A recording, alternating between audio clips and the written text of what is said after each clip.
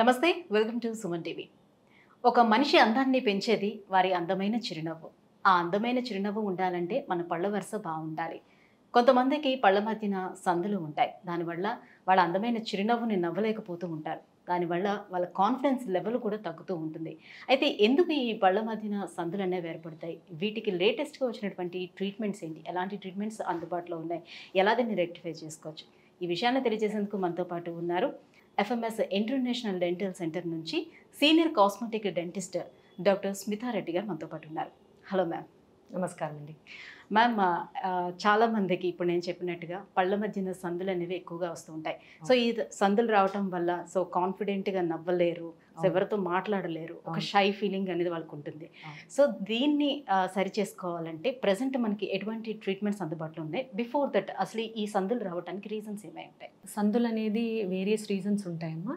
Maybe genetic condition వల్ల కూడా పళ్ళ మధ్యలో సందులు రావటం కానీ, ఏదన్నా పైన చిగురుకి టీత్కి అటాచ్మెంట్ ఉంటుంది, గమ్ అటాచ్మెంట్, అది ఒకవేళ హైగా ఉన్నప్పుడు కూడా అది సందులు ఏర్పడతాయి. అండ్ గమ్స్ మంచిగా లేకపోవడం కానీ, వీక్ ఉండడం వల్ల కూడా వేరియస్ రకాల వల్ల కూడా సందులు ఏర్పడతాయి. సో కొంతమందికి ఏమో 1-2 పళ్ళ మధ్యలో సందులు ఉంటాయి, కొందరికేమో చాలా పళ్ళల మధ్యలో సందులు ఉంటాయి. దానికోసము మనం యూజువలీ అయితే ఫస్ట్ ఆప్షన్ మనం బ్రేసెస్, అదే ట్రీట్మెంట్ మనం సజెస్ట్ చేయాలి. కానీ ఒకవేళ పరిస్థితుల వల్ల కాకపోతే మనం కాస్మెటిక్ ట్రీట్మెంట్, కాంపోజిట్ ఫిల్లింగ్స్ కానీ, కాంపోజిట్ లామినేట్స్ కానీ, సెరామిక్ లామినేట్స్ కానీ మనం సజెస్ట్ చేయవచ్చు. ఈ కాంపోజిట్ ఫిల్లింగ్స్ అనేది రెజిన్ మెటీరియల్ తోటి తయారవుతుంది. సో దాంట్లో డైరెక్ట్ ఉంది, ఇండైరెక్ట్ కూడా ఉంది. సో డైరెక్ట్ అంటేనేమో పేషెంట్ నోట్లోనే డైరెక్ట్గా చేయడము, దాంతో గ్యాప్స్ ఫిల్అప్ అవుతాయి. సో దాన్ని డైరెక్ట్ అంటాము. ఇంకొకటి ఏంటంటే ఇండైరెక్ట్, అంటే సెరామిక్ లామినేట్స్. సెరామిక్ లామినేట్స్ అంటే దాన్ని పోర్సిలిన్ కూడా అంటారు. దాన్ని ఏంటంటే అది ల్యాబ్లో రెడీ అవుతుంది, అది తీసుకొచ్చి సిమెంట్ ద్వారా మనము దాన్ని ఫిక్స్ చేస్తాం. దీంట్లో ఈమాక్స్ అని ఉంది, జిర్కోనియా లామినేట్స్ అని కూడా ఉన్నాయి. ఈమాక్స్ లామినేట్స్ అంటే అది ట్రాన్స్లూసెంట్ మెటీరియల్ లాగా ఉంటుంది. సో ఎక్కువ మనకి న్యాచురల్గా లుక్ ఇస్తుంది. సో ఎక్కువ మనము యాక్టర్స్లు వీళ్ళని చూస్తే మనము సెరామిక్ లామినేట్స్ ఎక్కువ వాళ్ళు పెట్టుకుంటారు. సో అది ఎక్కువ ట్రాన్స్లూసెంట్ మెటీరియల్ అయ్యేసరికి మనం ఎవరు గుర్తుపట్టలేరు. సో న్యాచురల్గా అంటే కాంపోజిట్ ఫిల్లింగ్స్ అనేది కొంచెం అన్యాచురల్గా కనిపిస్తుందా పెట్టుకునేటప్పుడు? ఏం లేదు, అది కూడా మంచిగా న్యాచురల్గానే ఉంటుంది. కానీ ఏంటంటే మనము ఇప్పుడు ఆ పోర్సిలిన్ ఉన్నంత షైన్ మనం లాంగ్ టర్మ్గా మనము ఈ కాంపోజిట్ ద్వారా మనం అంత ఇవ్వలేము. లాంగ్ లాస్టింగ్ కూడా పోర్సిలిన్ లామినేట్సే ఎక్కువ లాంగ్ లాస్టింగ్ ఉంటాయి ఈ కాంపోజిట్ లామినేట్స్ కంటే కూడా. కానీ రెండు మంచిగానే ఉంటాయి. సో పోర్సిలిన్ లామినేట్స్ అనేది కొంచెం కాస్ట్ ఎక్కువగా ఉంటుందా? దాన్ని అందరూ బేర్ చేయగలుగుతారా? సో మన్నిక అనేది ఏది ఎక్కువగా ఉంటుంది? కాంపోజిట్ కంటే కూడా ఈ సెరామిక్ లామినేట్స్ కొంచెం హైయర్ ఎండ్ ఉంటుంది. కానీ బేర్ చేయొచ్చు, అంత బేర్ చేయరాంది అన్నట్టు ఏం ఉండదు. లాంగ్ టర్మ్ చూసుకుంటే సెరామిక్ లామినేట్సే లాంగ్ లైఫ్ ఉంటుంది, యూజువలీ 10 to 15 years వరకు ఉంటుంది. ఈ కాంపోజిట్ మాత్రం 5 to 10 years వరకు మనము గ్యారంటీ ఇవ్వగలుగుతాము. అండ్ ప్లస్ కొంచెం డెలికేట్గా కూడా ఉండాలి, ఎక్కువ హార్డ్గా కూడా మనం ఏం బైట్ చేయలేము, ఈవెన్ సెరామిక్ కానీ కాంపోజిట్స్ కానీ. సో ఆ జాగ్రత్తలు మనం కొంచెం పాటివ్వాల్సి వస్తుంది. అండ్ ఈ కాంపోజిట్స్ అనేది కొంచెం ఏదైనా కలర్ డ్రింక్స్ కానీ, కూల్ డ్రింక్స్ కానీ, మన ఫుడ్లోనే పసుపు ఉంటుంది. సో దానివల్ల కూడా స్టెయినింగ్ అనేది ఛాన్సెస్ ఎక్కువ ఉంటాయి. సో లాంగ్ టర్మ్ దాని ఈ డ్రాబ్యాక్స్ ఈ సెరామిక్ లామినేట్స్లో లేవు. ఓకే. సో అది డెఫినెట్గా ఒక అడ్వాంటేజ్. సో కాంపోజిట్ కానీ సిరామిక్ కానీ ఈ రెండు కూడా పెట్టించుకోవడానికి ఎన్ని సిట్టింగ్స్ పడుతుందంటారు? కాంపోజిట్ అయితే, డైరెక్ట్ కాంపోజిట్ అయితే సింగిల్ సిట్టింగ్లో అయిపోతుందండి. పేషెంట్ రాగానే మనం చూసి చెప్పి, మనం కావాలంటే ఒక మాకప్ మనం చూపివ్వచ్చు, అంటే ఇలా ఇలా వస్తుంది, ఇలా గ్యాప్స్ క్లోజ్ అవుతే ఇలా అవుతుంది అని. ఓకే అనుకుంటే డైరెక్ట్గా మనం పేషెంట్ సింగిల్ సిట్టింగ్లో చేసేయచ్చు. కానీ సెరామిక్ లామినేట్స్ మాత్రం ఫస్ట్ మనం కొంచెం ఎనామిల్ అనేది కొంచెం గ్రైండ్ చేయాల్సి వస్తుంది. ఒక 0.3 to 0.5 mm థిన్ ఎనామిల్ మనం గ్రైండ్ చేసి దాన్ని అచ్చు తీసుకొని ల్యాబ్కి పంపివ్వాలి. ఆ ల్యాబ్లో రెడీ అవుతుంది, అది తీసుకొచ్చి ఆ షీట్స్ మనము సిమెంట్ ద్వారా మనం అతికివ్వాలి. సో ఒక 2 sittings మ్యాక్సిమం టైం. సో ఇవి చూడడానికి ప్యూర్ వైట్లా, సో ఇంకా తలతల మెరుస్తున్నట్టు కనిపించొస్తుంది డెఫినెట్గా. కానీ దీంట్లో కూడా డిఫరెంట్ షేడ్స్ ఉంటాయి.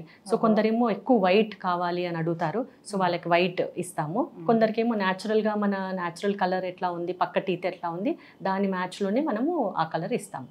సో ఇలా ఫిల్లింగ్స్ పెట్టుకున్న తర్వాత దానికి ఏమైనా ప్రికాషన్స్ తీసుకోవాల్సి ఉంటుందా, మళ్ళీ అవి త్వరగా పాడైపోకుండా ఉండటానికి? డెఫినెట్గా ప్రికాషన్స్ అయితే తీసుకోవాలండి. రెగ్యులర్గా బ్రషింగ్ చేయాలి. అండ్ ఫ్లాసింగ్ అనేది కూడా కంపల్సరీ చేయాల్సి వస్తుంది. యూజువల్గా కూడా మన పళ్ళకి మనం ఫ్లాసింగ్ అనేది చేస్తాం. ఎవ్రీడే యాక్టివిటీస్ అయితే బ్రషింగ్ ప్లస్ ఫ్లాసింగ్ అయితే కంపల్సరీ చేయాలి. ఎందుకంటే ఆ ఫ్లాసింగ్ అనేది థ్రెడ్ మధ్యలో పాస్ అవుతుంది. సో ఆ లామినేట్స్ మధ్యలో కానీ ఫిల్లింగ్ మధ్యలో కానీ క్లీన్ చేసుకోవడానికి ఈజీగా ఉంటుంది. అంటే దాని మెయింటెనెన్స్ కోసం మళ్ళీ మిమ్మల్ని అప్రోచ్ అవ్వాల్సి ఉంటుందా? ఎవ్రీ 6 months అండ్ కంపల్సరీగా మనం డెంటిస్ట్ని అప్రోచ్ అయ్యి రెగ్యులర్ క్లీనింగ్, గమ్స్ మెయింటెనెన్స్, గమ్స్ని హెల్తీగా ఉంచుకోవడము అనేది చాలా ఇంపార్టెంట్.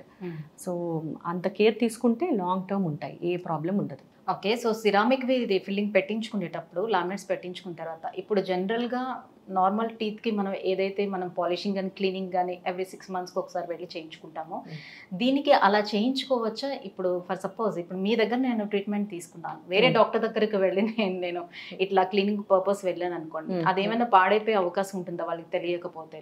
యూజువలీ అయితే గుర్తుపడతారు అందరు డెంటిస్ట్లు, ఎక్కువ ఎక్స్పీరియన్స్ ఉండి అంటే రెగ్యులర్గా చేసే వాళ్ళైతే డెఫినెట్గా అది ఎక్కడుంది ఏంటి అని గుర్తుపడతారు. అయినా కూడా ఎటువంటి డ్యామేజ్ అనేది అయితే ఏం కాదు. సో ఇప్పుడు తినే పదార్థాల్లోని ఏమైనా చేంజెస్ చేసుకోవాల్సి ఉంటుందా? లైక్ కొన్ని గట్టి పదార్థాలు ఏమైనా తీసుకునేటప్పుడు మనం చేయించుకునే ఫిల్లింగ్ ఏమైనా పాడైపోతుందా? ఎలాంటి పదార్థాన్ని అవాయిడ్ చేసుకోవాల్సి ఉంటుంది? అదే మనము హార్డ్ స్టఫ్ అయితే మనం బైట్ చేయొద్దు. ఫ్రంట్ టీత్ నుంచి కొంచెం కేర్ఫుల్గా ఉండాలి. ఎప్పుడైనా బ్యాక్ ఆఫ్ ద మైండ్లో మనం గుర్తుపెట్టుకోవాలి, ఇది మనది ఒరిజినల్ టీత్ కాదు, ఇవి ఫిల్లింగ్స్ అని చెప్పేసి. సో కొంచెం గట్టి పదార్థాలు అనేది కొరకకుండా మనం జాగ్రత్త పడాలి. ప్లస్ మన కూల్ డ్రింక్స్ కానీ కలర్ డ్రింక్స్, కొంచెం coloured food, especially out side food అనేది కొంచెం బయట ఫుడ్ బాగా కలర్డ్ ఉంటుంది కాబట్టి కొంచెం తొందరగా స్టెయిన్ పడుతుంది. అది కూడా కాంపోజిట్ దానికే పడుతుంది, ఈ సెరామిక్ దానికి అట్లాంటిది ఏమీ ఉండదు.